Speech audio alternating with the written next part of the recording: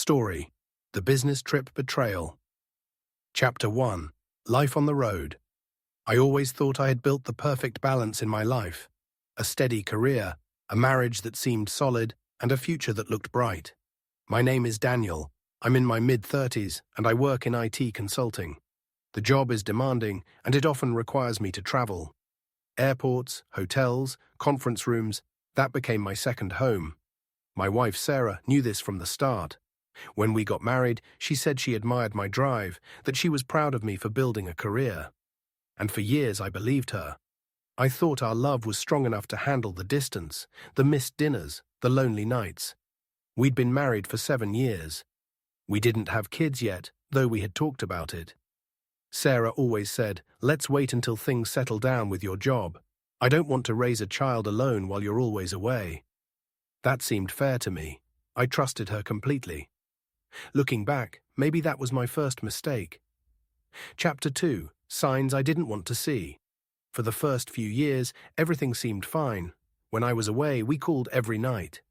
She'd send me photos of dinner she cooked, or a new book she was reading. She made me feel like, no matter where I was still connected to her. But over time, things changed. She started answering my calls less often. Sometimes she said she fell asleep early, sometimes she was out with friends. At first, I was glad she was keeping herself busy. I hated the thought of her sitting home alone, missing me. But then I started noticing other things. When I came home from trips, the house looked different. There would be little things out of place. A wine glass left in the sink when she swore she hadn't had anyone over. A faint smell of cologne that wasn't mine. A new dress I'd never seen before, but when I asked about it, she said, "Oh, I've had that for months." I brushed it off. I told myself I was being paranoid.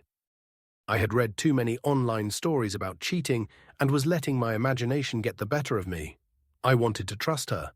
I needed to trust her. Chapter 3: Whispers and Doubts. The first real crack came from outside. One weekend, I ran into our neighbor while mowing the lawn. She made a casual comment.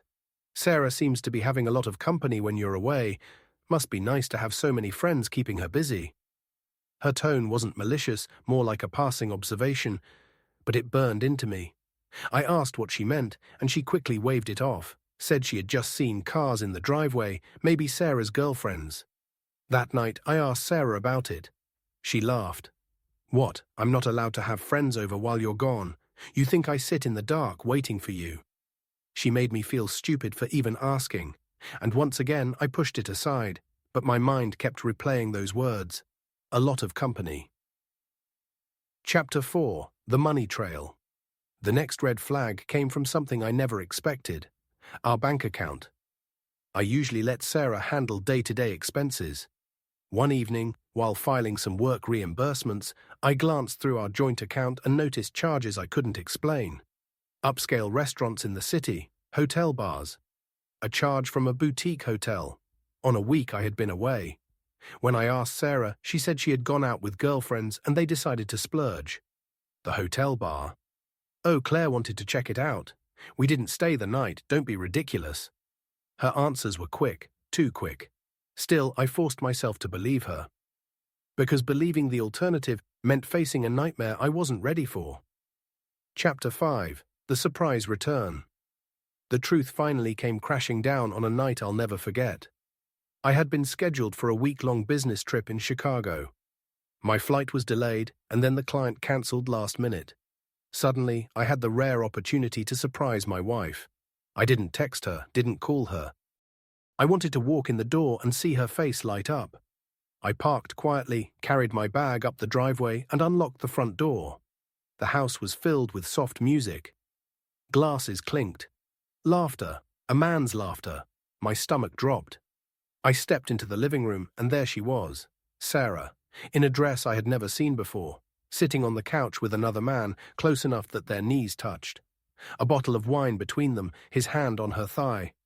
They froze when they saw me. Her face turned pale, his turned smug, almost defiant. The man was someone I knew, not a stranger, a co-worker from Sarah's school. She had mentioned him a few times, always in passing. "We work on projects together. He's just a friend from work, a friend." Right. In that moment, my world shattered. I remember the exact sound my heart made when I walked in. A kind of buckled silence, like a hinge with too much weight on it. For a second, I thought I might be sick. Then the man on the couch looked at me, blinked, and his face went somewhere between guilt and irritation. Sarah's hand slid from his thigh as if it were a thing that had been placed there and then recalled. "Daniel," she said, and the name came out like a question she'd been waiting for someone else to pronounce. I could feel an entire life folding into that one syllable. "Who is he?" I asked instead, because I could not let the first thing I said be loud enough to break the kids-free domestic peace around us. "Aaron," she whispered. "He's—" She stopped, searching for a safe noun. "He's from work." "From work," I repeated, tasting the words like spoiled fruit. The room swam. The wineglass shattered somewhere in a sound that felt exaggerated, like the world making noise to match the internal alarm. "I can explain," she started. I didn't want an explanation. I wanted the part of my life that made sense to be returned to me. But she stood and kept talking, words stabbing like paper cuts. "It started months ago. We talked after a staff meeting about the curriculum, and then it was coffee, and then... It got complicated. I didn't mean for it to happen. I swear I didn't mean to hurt you." He sat there like a man who'd been caught taking candy, not terrified, not apologetic in a way that scans as real remorse. He was embarrassed, sure, but also somehow unruffled. Maybe I saw that because I wanted to. I said her name again, not with accusation this time, but with the simple, exhausted business of someone cataloguing damage. "How long?" She looked away, and the answer came back small and breaking. 3 months. 3 months. The calendar in my head started tallying dinners, hotel rooms, flights, quiet evenings I thought we'd spent together. 3 months of late-night calls I thought were from clients, and flights that had conveniently shifted. 3 months of her small evasions that I had forgiven because I loved her and because I wanted to.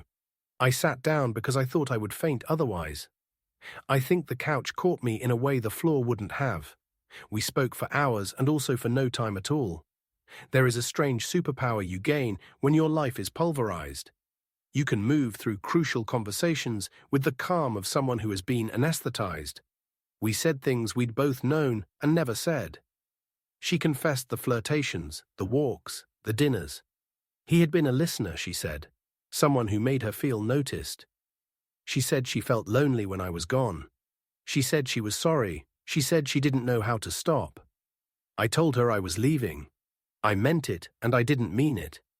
Which is the way people speak when something huge has broken and they are not sure how to measure the pieces. I took my bags and went to a hotel because I needed the luxury of silence that isn't the heavy loudness of accusation. I slept badly. I stared at the ceiling and felt like an imposter in my own body. The first week after the surprise return was a blur of messages, of trying to decide which parts of my life could stay and which had to go. I called a lawyer not because I wanted to start a war, but because I felt numb and needed to know the financial lines I hadn't thought to check. I asked a close friend to come over so I wouldn't have to be alone with the images. People showed up in the practical ways humans do: a casserole, an offer to dog sit, the kind of present tense presence that is worth more than platitudes. Our social circle cracked like old plaster. People took positions without consulting morality, which is always public and often cowardly. Some friends refused to believe it. Others, who'd suspected something, looked at me with sympathetic correctness. Claire, Sarah's colleague and a friend we used to share board games with, stopped answering texts. Mark, the neighbor who once offered my kids popsicles, sent a short formal message asking if I was okay. People are awkward around the sort of catastrophe that threatens to rearrange your mutual history. Aaron, he was brusque when I finally spoke to him, like a man anticipating a tribunal and arriving with legal counsel. He apologized eventually. In that way, people apologize when they want to be forgiven but aren't ready to amend. The difference between apology and responsibility is procedural. Apology says, "I'm sorry you feel that way." Responsibility says, "I will do the things that make it less likely to happen again." He offered the first and declined the second. Sarah and I tried, in the stupid early days of recovery, to pretend this was a fissure we could bridge with honesty and a new set of behaviors. She stopped seeing Aaron. She let me check her phone. She agreed to therapy. We had that awkward, halting rhythm of two people trying to relearn how to be less injurious. But habits ours and hers had compound interest. Resentment had grown while I was agent to other priorities. Her loneliness wasn't a thing that started and stopped neatly. It was rooted in patterns both of us had helped create. There's a small, grim humor to the legal side of separation: forms, mediation, paperwork. Your pain becomes an item on a checklist: credit card access, shared belongings, who keeps the gym membership. The universe is indifferent to heartbreak. It keeps requiring signatures. We did not have children, which made the logistics simpler and the moral calculus different, but none of that eased the rawness. Without kids, there was no need to coordinate school runs or empower each other at bedtime. There was only the uncomfortable realization that two adults who had once made plans for a family now had to choose between continuing as partners or splitting into separate lives. It felt like a betrayal, multiplied not by the act itself, but by the remaking of the future I had imagined with her. Therapy was both humbling and clarifying. I went by myself at first because I had to place the shards of myself in a room that would not immediately judge them. We met a counselor who was patient and blunt. "People cheat for many reasons," she said in our first session. "But the first thing to ask is not why she cheated, but what you both did to endure a marriage that created the space for it." Her phrasing annoyed me then because it sounded like a defense of the indefensible. Now I see the value. It doesn't excuse, it explains. Cheating happens in the quiet backrooms of relationships where neglect grows like mold, slow and invisible until it's everywhere. I learned to be honest about my part. My job had been my identity, and I had allowed it to be my excuse. I had missed anniversaries, forgotten to call about little things that for me were email footnotes, but to her were emotional deposits. I had considered my trips as work sacrifices, while she experienced them as a loneliness that accumulated into a calling card for someone else's attention. That doesn't make the act acceptable, it just paints it in human colors. I also had to manage other emotions: humiliation, anger, and a hunger for revenge that I recognized as a shallow notch on the wall of my pain. For a while I wanted to ruin him. The impulse was ugly and felt justified. But revenge is a shallow refuge. It never resolves the deeper losses. The only sustenance that lasts is the kind you build by doing the small, steady things that stitch you back together. We tried couples therapy, and it felt like trying to read a book with missing pages. There were things neither of us could remember or wanted to touch. I asked for a timeline of the affair once, as if chronology could provide closure. She gave me a partial one and cried through the middle. The dates were less important than the pattern. It was the habitual blind spots that hurt more than any single transgression.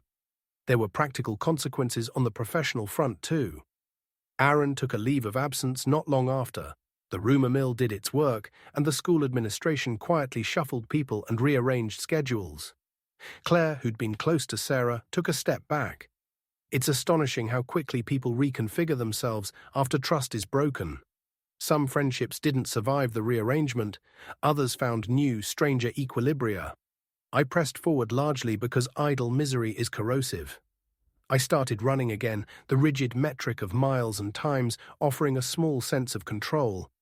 I started cooking for myself and rediscovered that an hour with a knife and a pan is not catharsis but discipline. I read books I'd been postponing. I answered messages from old friends.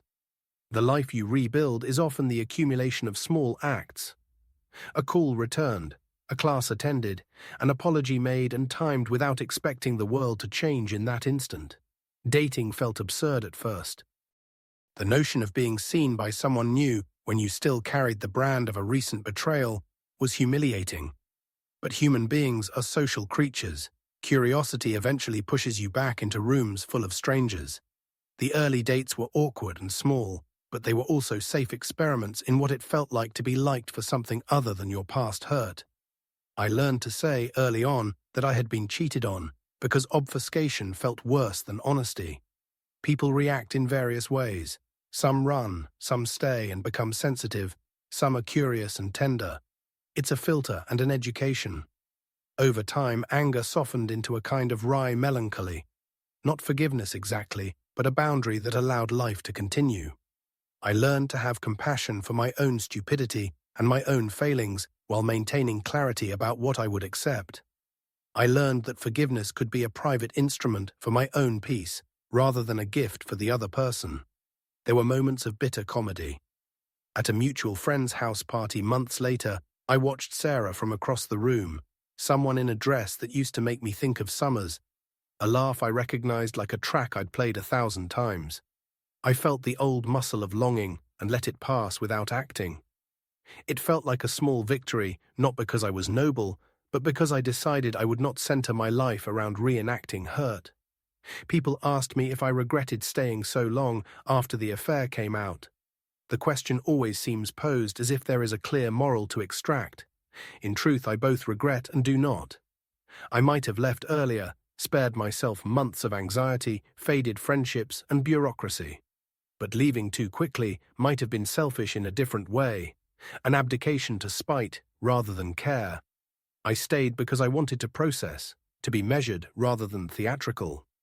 That's not a universal prescription, only what fit my conscience.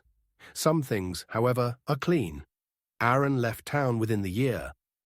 Claire and I had a few brittle conversations that were more about navigating co-parenting logistics. Her kids were friends with mine, the town is small, than about apology. There was no grand revenge. There were no cinematic confessions in a rainstorm. Instead, there were small, durable acts, paying child support agreements when necessary, agreeing on holidays so the kids wouldn't have an extra thing to sort through, showing up at school plays. I discovered in this rubble the thing people keep telling you about grief, that small kindnesses to others are a path back to yourself. I volunteered at the community center. I taught a late-night coding class to teens once a week. I found purpose in being useful to others without strings attached. Those quiet rituals mattered. Eventually, the sting dulled.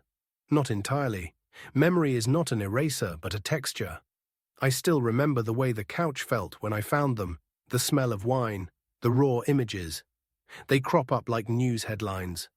But they don't run my life anymore. They are facts, not weather. One of the most important shifts came from how I redefined trust. I used to think of trust as a static vault. Once you put something inside, it should be safe. Now I think of trust like a garden. It needs attention. It likes small things, shared jokes, remembered appointments, calls that take 2 minutes but say, "I was thinking of you." You can't get away with neglect when you're cultivating something that matters. That's the lesson that felt hardest and most clarifying. As for Sarah, we didn't stay together. There was too much distance between the life she wanted, one where she could seek attention outside the marriage, and the life I needed, which was predictability and mutual presence. There wasn't a scandalous falling out or vindictive smear campaign. We did what adults do when things fall apart. We negotiated particulars and lived civilly. We honored the parts of our history that were still good and were honest about the parts that weren't. Months turned into a year. I met someone eventually, not a rescue, not a dramatic replacement, just a person who was interesting and kind and steady. Dating again felt like delicate gardening. You plant small attention and see what grows. It doesn't erase the past, but it opens a door. If you asked me now if I have answers, I'd say the answers are not as dramatic as you might hope.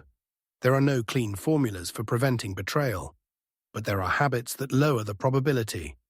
Listen to each other's small grievances before they fester.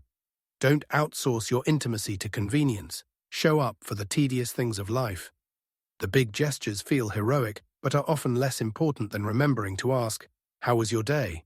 and meaning it. I wish someone had told me when I was 40 and we were celebrating, when I thought we had solved the mathematics of love.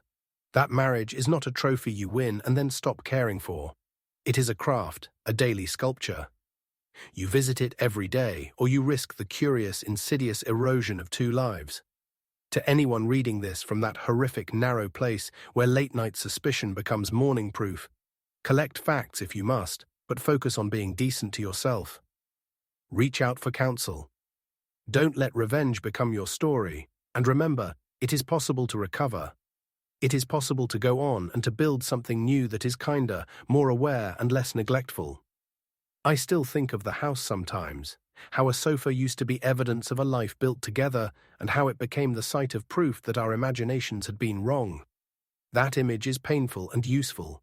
Pain makes the memory available for use. Use it to be better if you can. I don't have a tidy ending. There is only this. I am here with a life that is different and quieter in some ways, and richer in others. I am more attentive. I call to check in on small things. I answer messages immediately because I don't want to be the absent person in someone else's story. I learned how expensive neglect is. That lesson cost me dearly, but it also taught me what to invest in next.